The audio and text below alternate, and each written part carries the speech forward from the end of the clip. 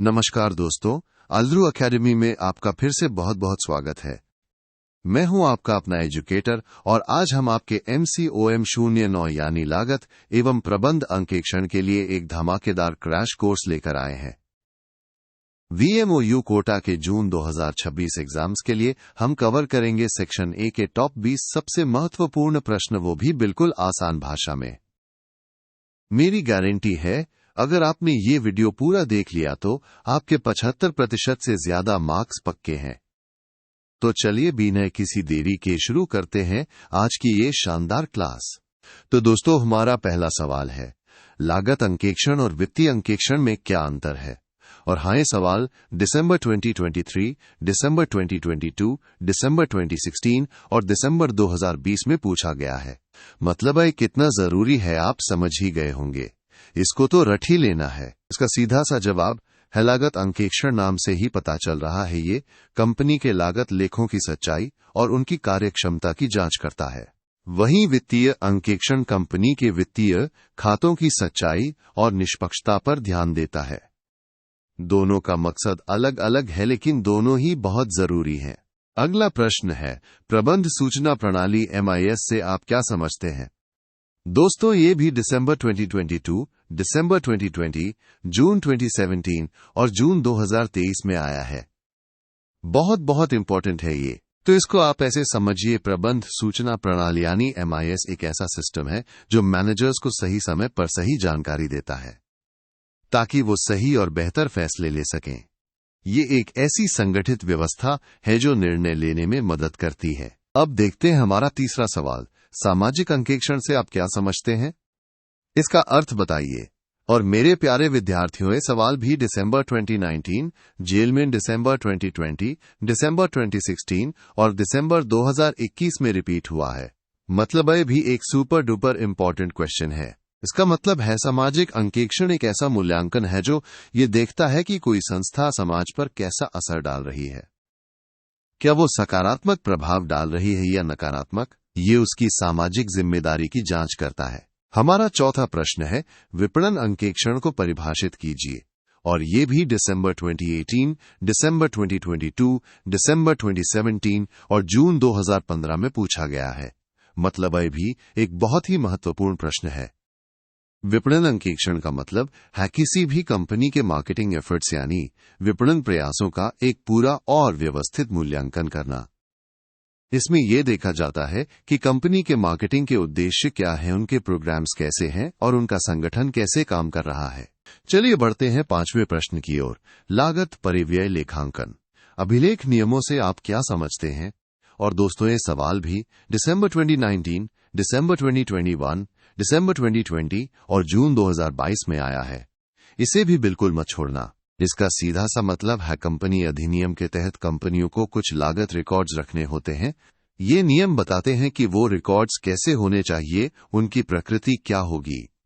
ये सब लागत लेखांकन अभिलेख नियमों के अंतर्गत आता है।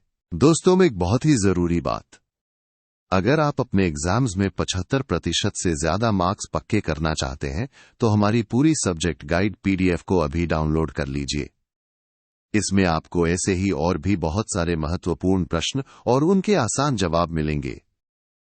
डाउनलोड करने का डायरेक्ट लिंक आपको नीचे डिस्क्रिप्शन बॉक्स में मिल जाएगा। देर मत कीजिए, अपनी सफलता सुनिश्चित कीजिए। आगे बढ़ते हैं प्रश्न संख्या 6, प्रबंध अंकेक्षण से आप क्या समझते हैं? और दोस्तों, ये भी दिसंबर 2023, दिसंबर 2017, दिसंबर 2020 और जून 2015 में रिपीट हुआ है। ये भी बहुत बहुत जरूरी है। प्रबंध अंकेक्षण का मतलब है किसी भी मैनेजमेंट के काम काज की दक्षता और प्रभावशीलता को जांचने के लिए एक क्रिटिकल रिव्यू करना। ये देखता है कि मैनेजमेंट कितना अच्छा काम कर रहा है और कितना प्रभावी है। हमारा अगला प्रश्न है, क्रय मांग पत्र क्या है और इसकी समीक्षा किस प्रकार की जाती है?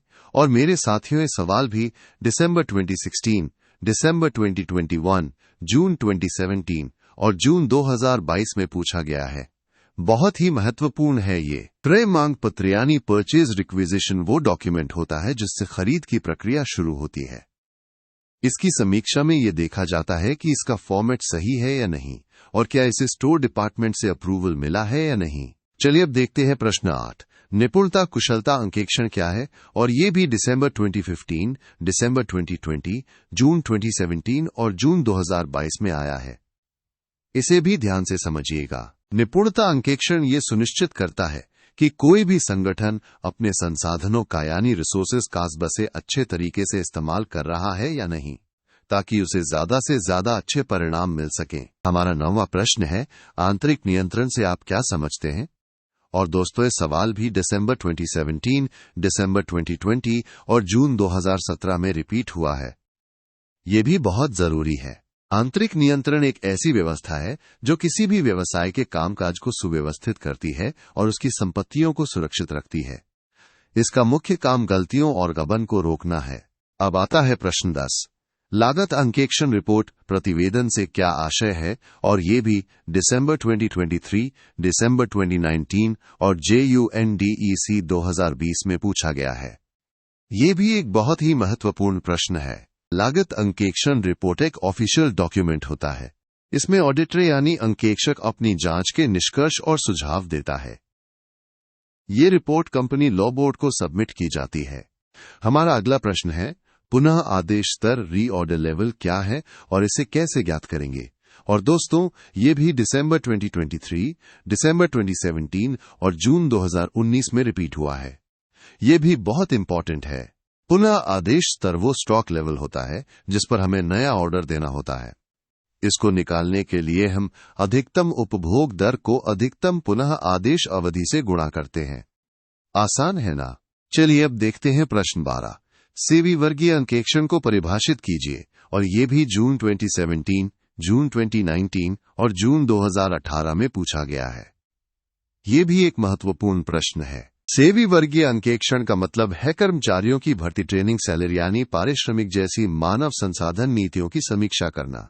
इसका मुख्य उद्देश्य होता है काम करने की क्षमता को बेहतर बनाना। हमारा अगला सवाल है, लागत अंकेक्षण के पहलू बताइए। और दोस्तों, ये भी दिसंबर 2019, दिसंबर 2021 और जून 2024 में आया है। ये भी बहुत जरूरी है। लागत अंकेक्षण के मुख्य रूप से 2 पहलू होते हैं। पहला निपुणता अंकेक्षण और दूसरा औचित्य अंकेक्षण। ये दोनों ही लागत लेखों की सच्चाई और उनकी दक्षता की जांच करते हैं। अब देखते हैं प्रश्न 14। सरकारी कंपनी के अंकेक्षक के वैधानिक अधिकार एवं कर्तव्य बताइए।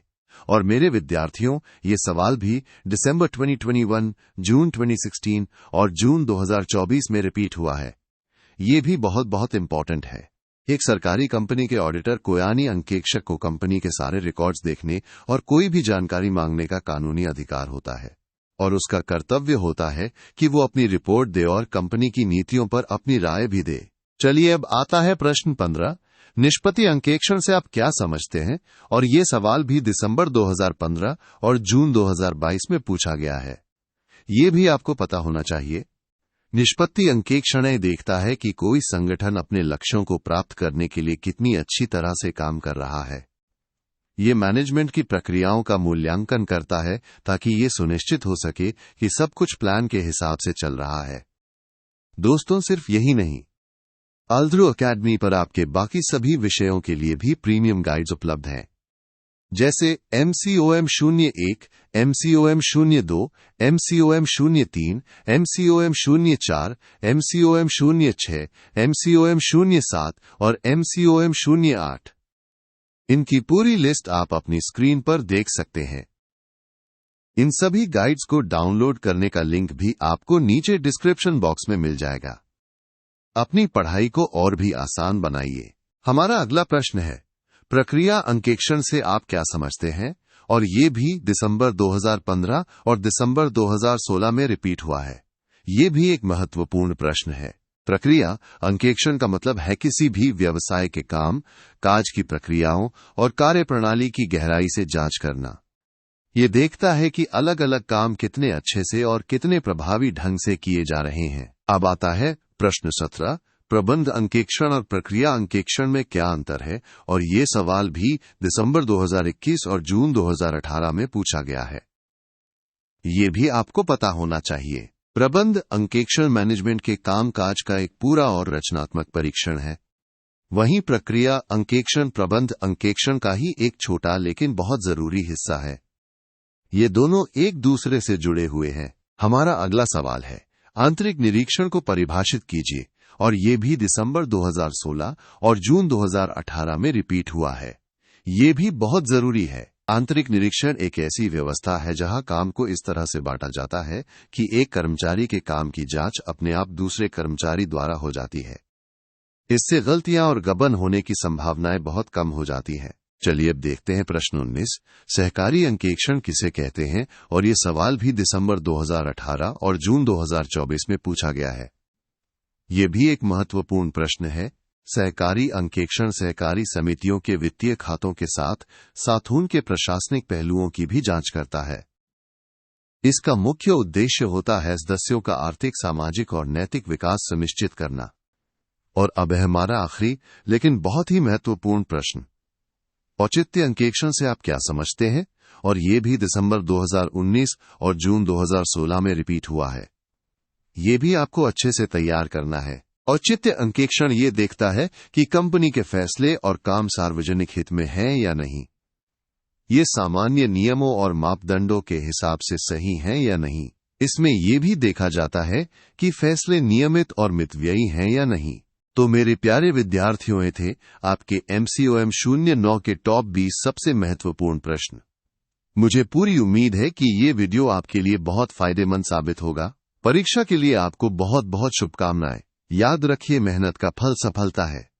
अगर आपको ये वीडियो पसंद आया हो तो इसे लाइक करना बिल्कुल मत भूलना। अपने दोस्तों के साथ शेयर करो और अल्थ्रू अकेडमी को सब्सक्राइब जरूर कर लेना, ताकि आप ऐसे ही और भी शानदार वीडियोस मिस न करें। बाकी सभी जरूरी लिंक्स आपको डिस्क्रिप्शन बॉक्स में मिल जाएंगे। Best of luck for your exams. मिलते हैं अगले वीडियो में।